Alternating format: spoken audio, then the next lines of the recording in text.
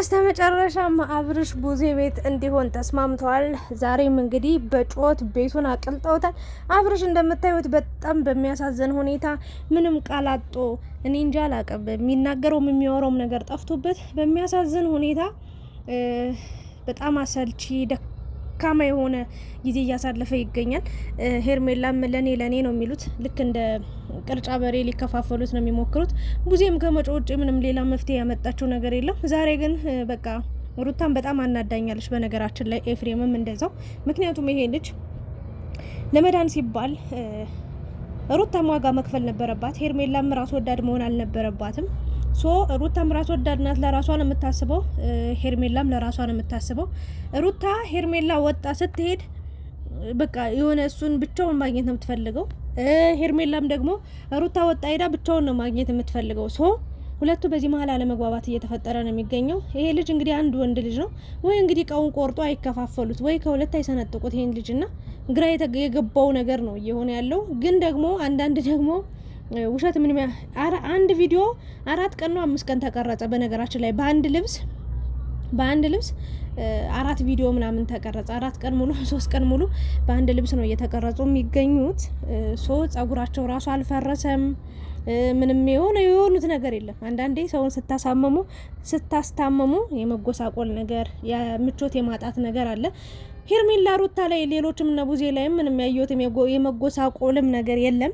ጸጉራቸው ኢቭን በደንብ ላጥ ብላ እንደተያዘች እዛው እንዳለች ነው ያለችው። አስተውላችሁ ከሆነና አንዳንድ ይሄ ነገርም ውሸትም ይመስላል። እውነት ለመናገር ምንም እውነትም ያለው አይመስልም። እና እንደምታዩት ቡዜ ሩታን እና ኤፍሬምን እንደሄዱ አብርሽ እዚህ መሆን እንዳለበት ለ3 ቀን ነው የተነጋገሩት። እንግዲህ በ3 ቀን ውስጥ በ5 ቀን ውስጥ በአንድ ቀን ውስጥ ምን አይነት ነገር ሰጠውት፣ ምን አይነት ነገር አስቀመውት ወይ ምን አይነት ነገር አስጭሰውት ወደ ራሱ እንደሚመለስ አይታወቅም። ግን እኔ ሳስበው አብርሽ ሁሉንም ጸጥ ብሎ እየታዘበ ያለ ይመስለኛል። እውነት ነው የምላችሁ። ምክንያቱም ይሄ ልጅ ሕክምና ሄዶ ምንም ነገር ህመም እንደሌለበት ምንም እንዳልሆነ ነው ተነግሮት የተመለሰው። ግን ሁሉንም ሄርሜላንም በደንብ እያጠና ያለ ይመስለኛል። እነ ቡዜንም ወንድሞቹንም በደንብ በቃ ሩታንም እየፈተሸ ያለበት ሁኔታ ነው እኔ የሚታየኝ እንጂ በዚህ ልክ እንዲደንዝዞ በዚህ ልክ ምንም የሚያወራው ነገር ጠፍቶበት አይቀመጥም። የፈለገ ቢታመም ተነስቶ የሚያወራው ነገር ይኖር ነበር። ግን ደግሞ ምንም አይነት ምቾት እየተሰማው አይደለም። ምንም አይነት ነገር ደስ እያለው አይደለም። ሁሉም ለራሱ ስለሚስገበገብ እስኪ እነዚህ ልጆች መጨረሻቸውን ብሎ ይመስለኛል ጸጥ ብሎ ያለውና በጣም ደባሪ ነገር ነው። በእውነት ነው የምላችሁ። በጣም አሰልቺ የሆነ ነገር ነው እያየን የምንገኘው። በተለይ ደግሞ ሄርሜላ ወደ ውጭ ሀገር ልትሄድ ነው እንደዚህ ምናምን እያሉ ወንድሟና እነ አቤል እየሰሩ ነበር። እነ ማርቲ ሲጀመር የትም አትሄድም አብርሽን ጥላ። ገና እናንተ ተረግዟል የተባለው ልጅም እየገፋ ነው።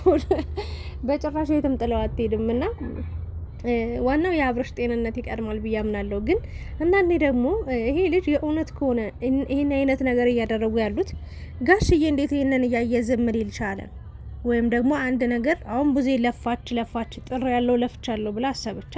ይሄ ነገር አልሳካ ሲላት አልሆን ሲላት ለጋሽዬ መደወል አልነበረባትም ስታስቡት። እና እሷ ነች አሁን እኔ ያለው ትላለች። ግን አንደኛው በሽታውም እሷ ነች። እና በጣም አሰልቺ ነገር ነው እያየን የምንገኘው። ለማንኛውም አሁንም የአብርሽና የሩታ የሄርሜላ ጉዳይ በዋነኝነት ይጠቀሳል። እንግዲህ ሩታ ለኔ ነው የልጄ አባት ነው ባሌ ነው እያለች ከሄርሜላ ፊት ትስመዋለች ምናምን። ኢቭን ታሞ ሆስፒታል ተኝቶ ራሱን ስቶ ማለት ነው ሩታ ስታቅፈው የኔ ውድ ባሌ የኔ ባል ምናምን እያለች ስታቅፈው ሄርሜላ በቅናት አበደች። በቅናት ተንቀጠቀጠች። የዚህ ልጅ ጤንነት ደህንነት ሳይሆን ያሳሰባት በቃ ሩታ ለምን ታቅፈዋለች እንዴ? ለአመታት እኮ አቅፋው ተኛች እኮ ልጅ እንዴ! ዛሬ ነው እንዴ አቅፋው ያየሻት? በጣም ተናደደች፣ በጣም ቀናች። እና ዛሬም ሩታ ላይ ያየሁት እሱን ነው። ሄርሜላ እጁን ስትይዘው አብርሽዬ ምናምን ብላ ስታሽቀብጥ ሩታ እጇን ከአብርሽ ላይ አንስታ እየወረወረችባት ነበር። እና ያ ማለት ምንድን ነው? ሁለቱ እርስ በእርስ ከባድ ፉክክር ውስጥ ገብተዋል። በቃ እኔ ያሸንፋለሁ፣ እኔ አብርሽ የኔ ነው ምናምን። እና እስኪ እናንተ መጨረሻውን ገምቱ። እስኪ አብርሽ የማንም ይሆን ይመስላችኋል? በዚህ ልክ ሩታም እየለፋች ነው፣ እንደገና ሄርሜላም እየለፋች ነው። እና ማን የሚያሸንፍ ይመስላችኋል? እስኪ ግምታችሁን። የሄርሜላ ማድናቂ ለብቻ አላችሁ፣ የሩታ ማድናቂ ለብቻ አላችሁ። እስኪ ማን መጨረሻ ላይ አሸናፊ ሆኖ አብርሽን የሚወስድ ይመስላችኋል? እንደው ካልጠፋው እንደው ባንድ ወንዴ እንደው እንደዚህ ሴቶች እንደዚህ ቆንጆ የሆኑ ሴቶች እንዲ በአንድ ወንድ ተጠልፈው ተጠምደው፣ ኧረ ፈጣሪ ሆይ እንደዚህ መሆን ያውጣል። እና ማንም የሚያሸንፍ ይመስላችኋል? ወይም ደግሞ አይ አብርሽ የሩታ መሆን አለበት እንደዚህ በዚህ ምክንያት አብርሽ ከሩታ ጋር ቢቀጥል ከሩታ ጋር ቢመለስ የተሻለ ነው ብላችሁ የምታስቡት ሀሳብ ካለም ኮሜንት ላይ ያስቀምጡ። አይ አብርሽ የሄርሜላና የሄርሜላ ብቻ ነው፣ ስለዚህ ሩታ እዚህ ጋር የሚመለከታት ነገር የለም ብላችሁ ታስባላችሁ? እስኪ ሀሳብ አስተያየታችሁን ስጡ። እኔ ደግሞ እምለው በጣም ከባድ ነገር ነው እየተፈጠረ የሚገኘው። ከሁሉም ነገር ሄርሜላም በሩታ መቅናት የለባትም፣ ሩታ በሄርሜላ መቅናት የለባትም። ሄርሜላ በሩታ ሩታ በሄርሜላ መቅናት የለባቸውም ብዬ ነው የማስበው። እንደዛ ከሆነ በጣም እልህ ውስጥ ይጋባሉ። እዚህ ጋር አብርሽ ምንም አይነት ምቾት አይሰማው። በጣም አስጠሊታ ነገር ነው እየተፈጠረ የሚሄደውና እንግዲህ ይሄ ልጅ በዚህ 2 ቀን ውስጥ በዚህ 3 ቀን ውስጥ ምን አይነት ለውጥ ሊያመጣ እንደሚችል አይታወቅም። ግን ደግሞ እያየን ነው እንግዲህ በቃ ሄርሜላም ሩታም አላረፉም። አሁን መጨቃጨቅ መከራከር ነው ያሉት። ዛሬ ግን ቡዜ ከቤት ውጪ የመጨረሻ ነው ይሄ ልጅ አልሰጥሽም ብላት እንግዲህ ወጣ ሄዳለች። ዳኒ በጣም እየተናደደ ነበር። ወንድ ልጅ በዚህ መልኩ እንዲሆኑ ማየት ያናድዳል፣ ያበሳጫል። አንተ አይደለ እንዴ ነገር የምታቀጣጥለው? እግዚአብሔርን እውነት ለመናገር እንደው ዳኒና ቡዜ አይደሉ እንዴ የምር ነገር የሚያቀጣጥሉት ነገር የሚያባሉት በእውነት? እና ለአብርሽ ያዘንክ ለአብርሽ በጣም መልካም ሰው ምናምን ትመስላለህ፣ ግን እውነቱ ያ አይደለም። ለራስ ጥቅም ነው እያስማማ እያመቻቸ የምትገኘውና እንደ ሀሳብ ለሱ ደህንነት ለሱ ጤንነት ቢታሰብበት የተሻለ ነገር ነው ብዬ አምናለሁ። ለምን መሰላችሁ? የእናንተ ነገር ይቆይ ምንም ሁሌ እንደተከራከራችሁ ሁሌ እንደተጨቃጨቃችሁ ነውና አብርሽ በዚህ ልክ ደንዝዞ ማየት ያማል። እግዚአብሔርን እሱ የሚለው ብዙ ምላሽ ነበረው እኮ እሱ የሚናገረው ብዙ ነገር ነበረው እኮ ግን በዚህ ሰዓት ማንም እየሰማው አይደለምና በጣም ያናድዳል እውነት ለመናገርና ቡዜም እንደው ወንድሜ ነው ካልሽ የሆነ ነገር እንጃ ከልብሽ ብታስቢለት ብትጥሪለት የተሻለ ነው ብዬ አስባለሁ። ዳኒም ደግሞ ካሰብክለት ለሱ መልካም ነገር እመኛለሁ ካልክ ቢያንስ ኧረ ማንም ለሱ አያስብም። ሩታም ስግብግቡናለች። በነገራችን ላይ ወንድሙሽን ጥለሽ ባልሽን ጥለሽ ሂጂ አለቻት። በቃ እኔ ጋር ይሁን እስኪ እኔ ጋር እንዲሆን ፈልጋለሁ ምናምን ሲጀመር ማለት ነው። እነ ዴቭ እነሱ ናቸው የሆነ ነገር እንድናስብ የሆነ ነገር እንድንጠረጥር የሚያደርጉን እንጂ እኛ ምንም ነገር አላልናቸውም እያለ ነበረ። ሩታ አሁን ለምሳሌ አብርሽን ጥለሽ ትተሽ ሂጂ አለቻት አይደል እንዴ? ስለዚህ አብርሽን ጥላው ብትሄድ ብትሸነፍ ምን ትሆናለች? በእርግጥ ሄዳለች መጨረሻ ላይ ግን በቃ ባሌን ትቻ ሄድ ምናምን ሄርሜላ ስላለች ነው። በእርግጥ መጨረሻ ላይም ሄርሜላም ወጣ ሄዳለች እና እሱ ይጎዳል ወይም ነው ሲጀመር አንቺ እህቱን ካላመንሻት አንቺን እንዴት ብላ ነው ቡዜ ልታምንሽ የምትችለው?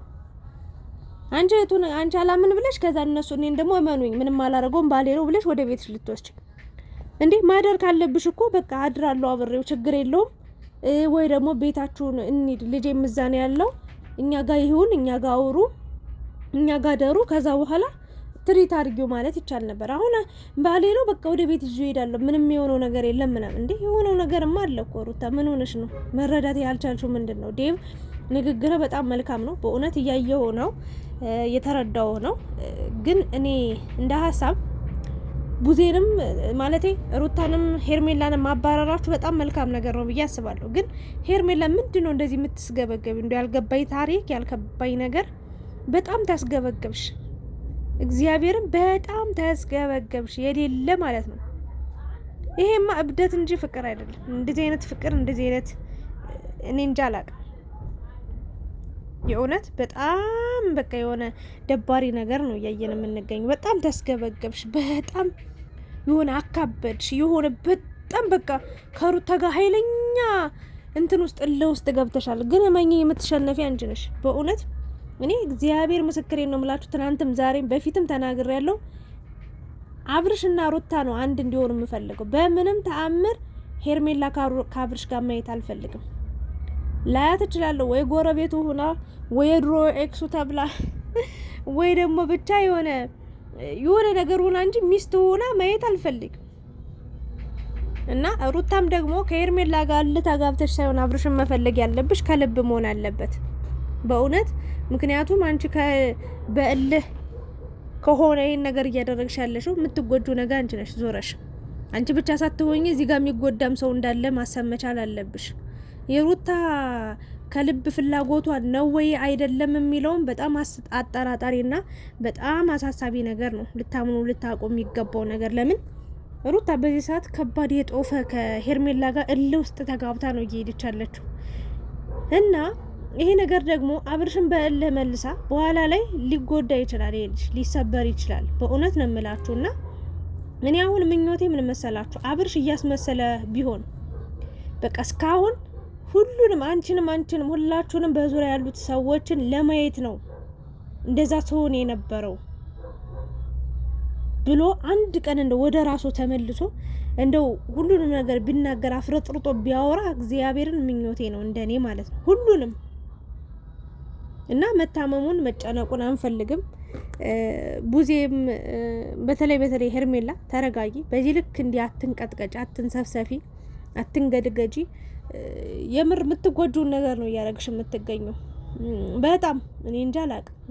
የጀመርሽው ህይወት በጣም ታቂ ነበር። ደግሞ ሲጀምር ይታወቅሽ ነበር፣ በእውነት ይታወቃት ነበር። በቃ የሆነ ቀን ጥሏት እንደሚሄድ ፍርሃት ውስጥ ነበረች እና ያ ቀን እንደሚመጣ ተጠባበቂ።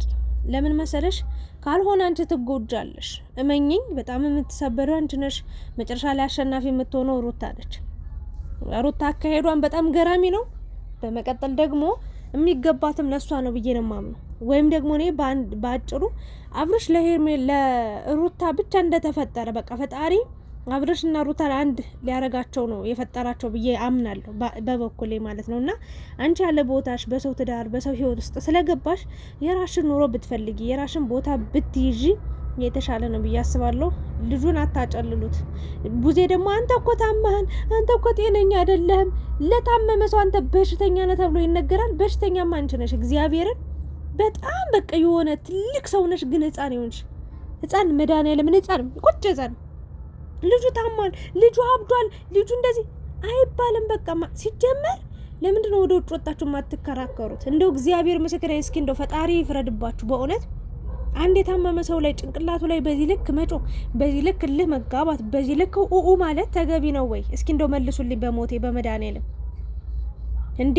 በጣም እኮ ነው የሚያስጠላ። ማውራት ካለባችሁ በአንድ ቦታ ጥፍላችሁ ገብታችሁ በስርዓት አታወሩም እንዴ?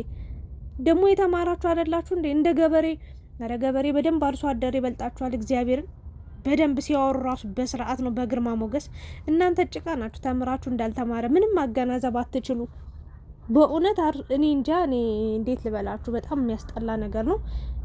በሽተኛ ነው፣ ጤነኛ አይደለም። ከኔ ጋር ይሁን ግን አረ በፈጣሪ መቼ እንደምትሻሻሉት በእውነት ነው የምላችሁና በስማ የሚያስጠላ ነገር ነው። እኔ ደከመኝ ከዚህ በላይ ምንም። የራሱ እናንተን ማየት እግዚአብሔርን ስልችት ይላል አንዳንዴ። ሁሉን ነገር ስታዩት ይሰለቻል። ጨርሻለሁ። ከዚህ በላይ ምንም ማውራት የምችለው ነገር የለኝም። ፈጣሪ ይሁነን ብቻ ከእንደዚህ አይነት ውጥንቅጥ የሆነ ቅጡ አምባሩ በጠፋበት ህይወት ውስጥ እንዳያሳልፈን። በእውነት የሚያስጠላ ነው።